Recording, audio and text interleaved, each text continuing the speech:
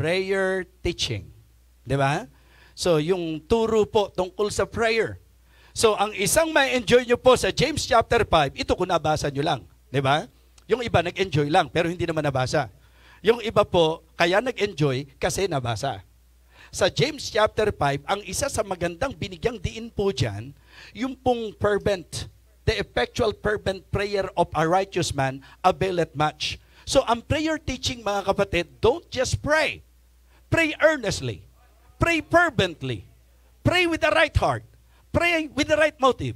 Pray with the right mind. Yan po, sa chapter 3, sinabi rin po yan, di po ba, na napakaganda. Sa chapter 4, sinabi po yan, na kapag ka magpe-pray tayo, make sure hindi sablay yung hinihingi natin.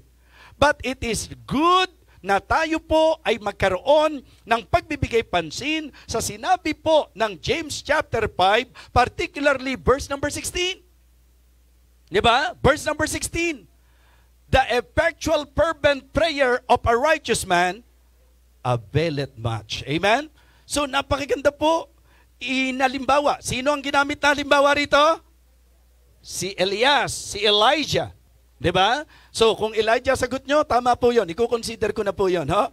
Ha? Oho. Kung Elias, okay din po yun. Hindi naman siguro ako kasing higpit ni PNG. Ano? Pwede ko nang payagan niya. Nasaan ba si PNG? Ayun. Okay, pwede na po. Pwede na natin payagan yan. So, ang gusto ko pong i-point out, mga kapatid, yung example, ano yung particular? Ano yung particular na sinabi tungkol sa example ni Elijah? Ano yung ipinag-pray ni Elijah? Umulan. Diba?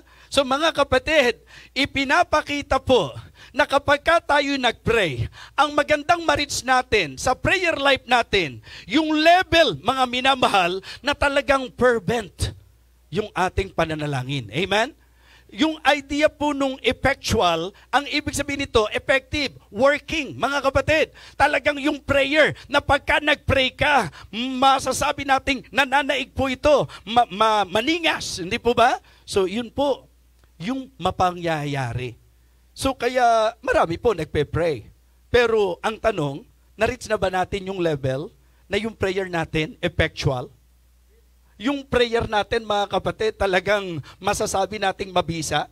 Yung bang pagka nag-pray ka, because I believe, tungkol sa turo ng prayer.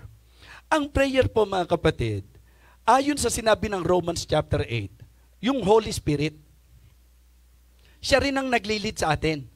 Siya rin ang nag-guide sa atin. Kaya yung pong mga pananalangin na madalas hindi sinasagot, alam naman natin ang dahilan kung bakit hindi sinasagot yung prayer natin. Sa 1 John chapter 5 verse number 14, pagka ang prayer natin hindi ayon sa kalooban ng Diyos. Now, if the Holy Spirit is the one leading us to that specific prayer, how come na hindi magiging kalooban? Siyempre po, if it is the leading of the Spirit of God, ang ibig sabihin, kalooban ng Diyos. Kaya, definitely, the answer is yes. So, kaya ko sinasabi to, di ba, alam natin, ang mga sagot sa panalangin natin, oo, hindi, maghintay ka, di ba? Pero, ang tanong, kung banal na spirito ang naglilid sa atin, ba't kailangang hindi ang sagot? Ba't kailangang maghintay ka? Di ba? So, kaya dapat, prayer in the Spirit. Pagka nagpe-pray tayo, mga kapatid, dapat sensitive tayo sa banal na spirito. Kaya ako, ang paniniwala ko, si Elijah, nung nag-pray para umulan, talagang spirito po ang nanguna sa kanya. So, kaya po, may mga answered prayer tayo, sapagkat yan po ay pananalangin na kung saan sa pangunguna po ng banal na spirito. Kaya, bagamat hindi natin para kunin yung kabuuan ng lahat, pero kumuha lang po ako ng mga ilang mahalaga at magagandang mensahe sa bawat chapter, mga kapatid. Sa chapter 1, pressures and trials.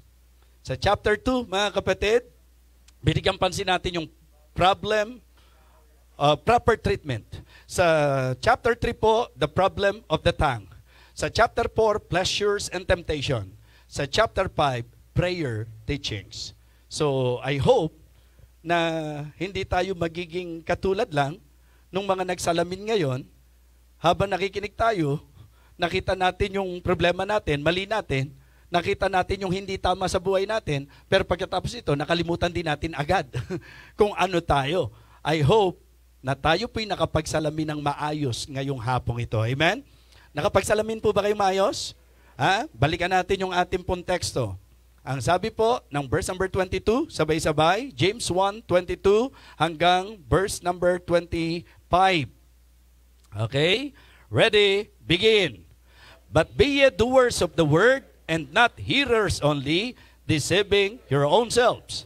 For if any be a hearer of the word, and not a doer, he is like unto a man beholding his natural face in a glass. For he beholdeth himself, and goeth his way, and straightway forgetteth what manner of man he was. But whoso looketh into a perfect law of liberty, and continueth therein, he being not a forgetful hearer, but a doer of the work, this man shall be blessed in his deed. Amen? So doon po tayo lumagay sa isang Kristiyano na matapos magsalamin at nakita ang kanyang hindi tamang buhay, ay itinuwid kaagad at ini-apply kung ano ang kanyang napakinggan. Be ye doers of the word and not hearers only. Ano po ang sabi ng Biblia pag nakikinig at hindi tumutupad sa salita ng Diyos?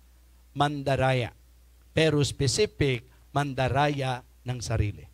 So, ngayong hapon, I hope and I pray na hindi tayo mandaraya ng ating mga sarili. Tumayo po tayong lahat.